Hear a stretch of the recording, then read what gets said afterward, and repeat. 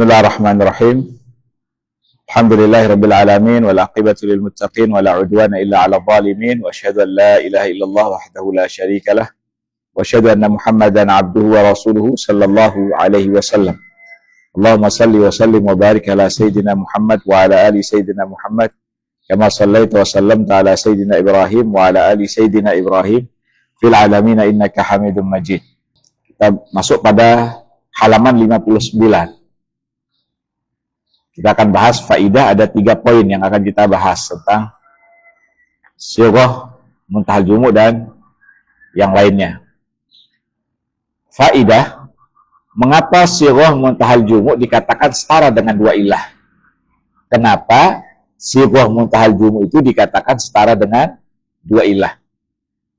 Berkata Syekh Al-Ahdal rahimahullah, wa innama qamal jam'u maqamahuma lianna qawnahu jam'an bimanzilati illatin wahidatin. Nah, jadi sirah muntahal jumu' dia menempati kedudukan 2 illah atau setara dengan 2 illah lianna qawnahu jam'an bimanzilati illatin wahidatin, karena kedudukannya sebagai jamak itu termasuk satu ilah. Jadi kedudukannya atau bentuknya sebagai jamak sudah menempati kedudukan satu ilah. Nah, dan ia termasuk kategori yang kembali kepada makna. Jadi bentuk sebagai jamak ini adalah satu ilah dan kembali kepada makna. Wa hiya raji'atun ilal makna. Wa kaunuhu ala sighatin la nadhira laha, dan kemudian bentuknya di atas pola khusus yang tidak ada padanannya, tidak ada bandingannya, fil ahad dalam bentuk mufrad bi manzilati illatin ukhra. Ini menempati kedudukan yang lain. Wahya raji'atun ilal makna, dan ini kembali kepada makna. Perhatikan, kenapa sirah muntahal jumu', alasan sirah muntahal jumu' ini setara dengan 2 ilah. Pertama, lihat kedudukannya sebagai jamak, ini satu ilah yang kembali kepada maknanya.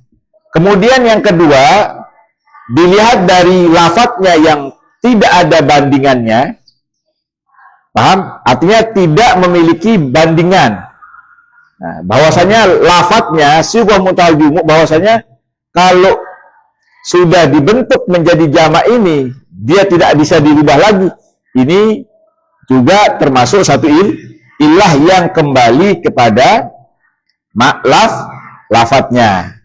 Nah, jadi di situ disebutkan wa qawluhu ala sighatin la nadhira laha fil ahad, dan adapun keberadaannya di atas pola khusus yang tidak ada padanannya, tidak ada bandingannya, dia memiliki pola khusus yang tidak ada bandingannya dengan yang lain. Ini menempati kedudukan ilah yang lain. Berarti 2 ilah. Ilah yang pertama apa? Dia sebagai jamak. Kemudian yang kedua, jamak ini memiliki pola khusus yang tidak ada bandingan. Nah, dan ini kembali kepada lafadznya. Dengan demikian, sirah muntahal jumu' mengandung 2 sisi makna. Sisi makna pertama, karena ia menunjukkan bentuk jamak. Ini yang kembali kepada makna. Kemudian dari sisi lafadz, karena polanya sangat khas, sangat khusus, dan tidak ditemukan pada bentuk mufrad, tidak ditemukan dalam bentuk Nah, kombinasi inilah yang menjadikan dia setara dengan 2 ilah. Kemudian yang kedua, mengapa alif ta'nis maksurah atau alif mamdudah dikatakan setara dengan 2 ilah? Kenapa alif ta'nis maksurah atau alif ta'nis mamdudah dikatakan setara dengan 2 ilah? Kemudian Syekh Ahdal rahimahullah menjelaskan, وَذَلِكَ لِأَنَّهَا فِي نَفْسِهَا إِلَّةٌ لَفْظِيَّةٌ. Karena pada dirinya, bahwasanya dia sebagai mu'annas, ia merupakan illah lafzi. Nah, berarti illah pertamanya adalah dia statusnya sebagai mu'annas, alifut ta'nits. Ini setara atau merupakan illah lafziyah. Waluzumuha lima hiya fihi bihaitsu la yasihu haswa minhu bihalin bimanzilati illatin ukhra ma'nawiyah. Kemudian yang kedua, sedangkan keberadaan alif ini yang selalu melekat dan tidak mungkin dihapus darinya dalam keadaan apapun, ini menempati kedudukan illah makna nawi. Perhatikan. Jadi alifut ta'nits mamdudah, alifut ta'nits maksurah. Nah, dia memiliki dua illah atau setara dengan dua illah. Apa itu? Kedudukannya mu'annas sebagai isim mu'annas ini satu illah. Kemudian yang kedua, alif yang ada pada isim yang maksurah atau mamdudah ini tidak bisa dihapus. Jadi alifnya tetap berbeda dengan alif yang lain. Nah, alifnya tetap seperti aliful musanna, alif tasnya ini bisa dihapus. Jadi keberadaannya yang selalu melekat dan tidak mungkin dihapus, yaitu alif ini menempati kedudukan illah ma'nawi. Hal ini berbeda dengan tak ta'nis. Coba tak ta'nis bisa dihilangkan. Ja'at bisa tidak dihilangkan tak ta'nisnya? Bisa.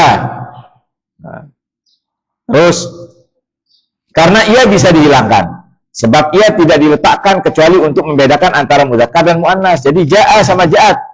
Fungsi tak ta'nis di sini adalah untuk membedakan mudzakkar dan muannas. Oleh karena itu, tak ta'nis baru berfungsi sebagai pencegah sharaf atau mamnu' minas sharaf apabila digabungkan dengan alaminya agar maknanya menjadi tetap.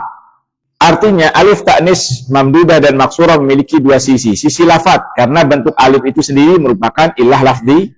Jadi bentuk alif itu sendiri dia illah lafziyah. Kemudian dari sisi makna, karena keberadaannya bersifat permanen, tidak mungkin dihapus. Ini dari sisi makna. Apa makna muntahal jumu'?